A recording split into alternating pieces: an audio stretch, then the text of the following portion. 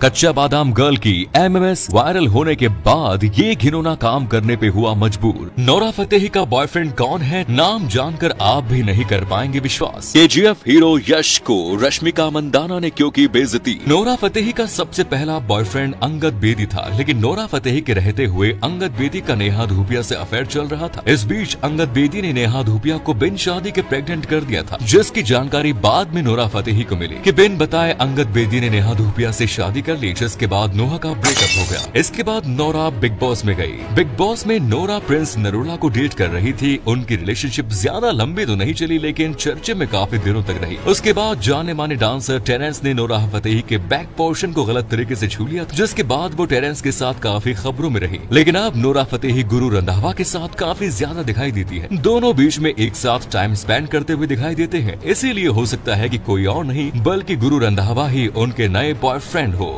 वहीं दूसरी ओर national crush बन चुकी रश्मिका मंदाना को केजीएफ स्टार यश का बेइज्जती करना बहुत महंगा पड़ा। असल में रश्मिका मंदाना ने अपने करियर की शुरुआत 2016 में एक सफल किरिक पार्टी से की थी, लेकिन 2017 में उनका इंटरव्यू काफी सुर्खियों में रहा, जिसमें उनसे पूछा गया कि उनके अनुसार कन्नड़ फिल्म उद्योग में मिस्टर शो ऑफ कौन है। इस सवाल के जवाब में उन्होंने तुरंत यश का नाम ले लिया, जिसके बाद केजीएफ अभिनेता के फैंस द्वारा रश्मिका को अपने सीनियर का अपमान करने के लिए जबरदस्त तरीके से ट्रोल किया गया। सोशल मीडिया पर कई लोगों ने भद्दे कमेंट्स रश्मिका को लिखे। इतना ही नहीं, पुष्पा की श्रीवल्ली को बहुत सी लोगों ने घमंडी बताया। रश्मिका मंदाना को अपने इस स्टेटमेंट के लिए लोगों से माफी तक मांगी। रश्मिका ने कहा था, ये एक फायर गेम था और मुझे सपनों में भी अंदाजा नहीं था कि मेरे इस जवाब का इतना बड़ा रिएक्शन होगा। कच्चा बादाम गर्ल ने लॉकअप में रहते हुए एक बहुत बड़ा सीक्रेट का खुलासा किया था। अंजलि अरोड़ा ने 3,000 रूपए लेकर होटल के एक रिसेप्शनिस्ट के साथ रात भर जमकर पार्टी की। अभी हाल ही में अंजलि अरोड़ा का एमएमएस लीक होने के बाद पहली बार अंजलि अरोड़ा ने कहा कि मुझे नहीं पता ये कौन कर रहा है और क्यों कर रहा है। मेरी पूरी फैमिली सोशल मीडिया एक्टिव है और वो सब भी ये देखते हैं कि सोशल मीडिया पर क्या चल रहा है। अब मुझे समझ में नहीं आ रहा कि उनको ये वीडियो देखकर कैसा लग रहा होगा। अंजलि का एक आकाश सनसनवाल नाम का एक बॉयफ्रेंड भी है, जो पॉलिटिकल पार्टी बीजेपी का वर्कर है, लेकिन अंजलि ने इस बारे में आज तक किसी से बात नहीं की।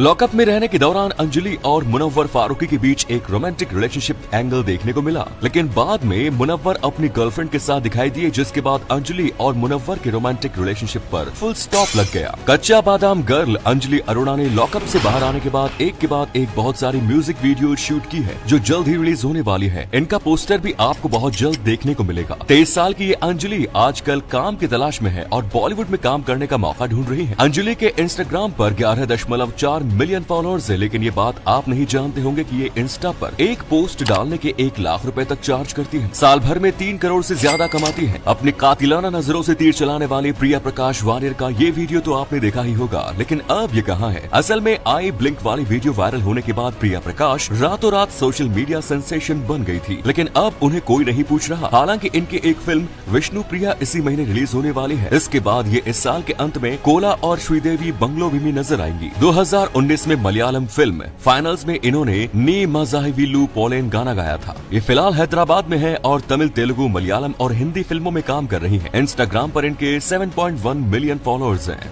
तनुश्री दत्ता ने नाना पाटेकर के ऊपर छेड़छाड़ का आरोप लगाते हुए बॉलीवुड में मी टू मूवमेंट की शुरुआत की थी। ये मामला काफी बढ़ गया था और मुंबई पुलिस तक भी पहुंच गया था। तनुश्री ने नाना पाटेकर पर फिल्म हॉर्न ओके प्लीज के सेट पर गलत तरीके से छूने का आरोप लगाया कि नाना पाटेकर ने मुझे गाने के स्टेप्स सिखाने के बहाने टच किया। उन्होंने मुझे बहुत ही अश्लील ढंग से छुआ। नाना के इस हरकत के बाद तनुश्री फिल्म से बाहर हो गई और उनकी जगह राखी सावंत को लाया गया। मामला पुलिस के पास पहुंचा, लेकिन पुलिस को नाना के खिलाफ कुछ भी नहीं मिला, इसीलिए नाना पाटेकर को क्लीन चिट दे दी गई। शाहरुख खान की film my name is Khan को लेकर शिवसेना ने भयंकर तबाही का मंजर दिखाया, लेकिन ऐसा किया क्यों? असल में आईपीएल में पाकिस्तानी खिलाड़ियों के लिए जाने की हिमायत करने के बाद शिवसेना शाहरुख के film my name is Khan का विरोध कर रही थी, जिसके बाद शाहरुख के फिल्म का विरोध करते सैकड़ों शिव सैनिकों को गिरफ्तार भी किया गया। इतना ही नहीं, शिव सैनिकों ने बहुत सारे थिएटर्स में जाकर जमकर तोड़फोड़ की और लोगों को भी इस फिल्म को ना देखने की चेतावनी दी। लेकिन इतना कुछ होने के बावजूद भी फिल्म को थिएटर में रिलीज की गई। इतना ही नहीं, लोगों के बीच से डर निकालने के मकसद से मुख्यमंत्री अशोक चौहान और गृह मंत्री आर पाटिल के साथ गृह राज्य मंत्री रमेश बागवे ने भी माय नेम इज खान की फिल्म देखने गए। ब्रिटेन में कैम्ब्रिज किंग्स कॉलेज नाम का एक स्कूल है, जहाँ पर शाहरुख खान के बारे में पढ़ाया जाता है। इस स्कूल के बुक में एक चैप्टर है शाहरुख खान, जिसमें शाहरुख की लाइफ के बारे में बताया गया है कि कैसे गरीब परिवार से बिलोंग करने वाला लड़का दुनिया का सबसे अमीर एक्टर बना। इस चैप्टर में शाहरुख के स्कूल की जर्नी के बारे में भी बात की गई कि पढ़ाई में वो कमजोर थे, लेकिन इसके बावजूद उन्होंने अपने मेहनत और लगन से वो कर दिखाया जिसे दुनिया नामुमकिन मानती है। ये चैप्टर बच्चों को इंस्पायर करने के लिए इस बुक में डाल दिया गया, जिससे बच्चों को इंस्पिरेशन मिले कि अगर एक गरीब परिवार का लड़का इतना बड़ा मुकाम हासिल कर सकता है तो फिर कोई अपनी जिंदगी को जो चाहे पा सकता। केबीसी में जीतने वाले को करोड़ों रुपए बांटे जाते हैं, लेकिन क्या आपने कभी सोचा है कि केबीसी में ये पैसा कौन देता है?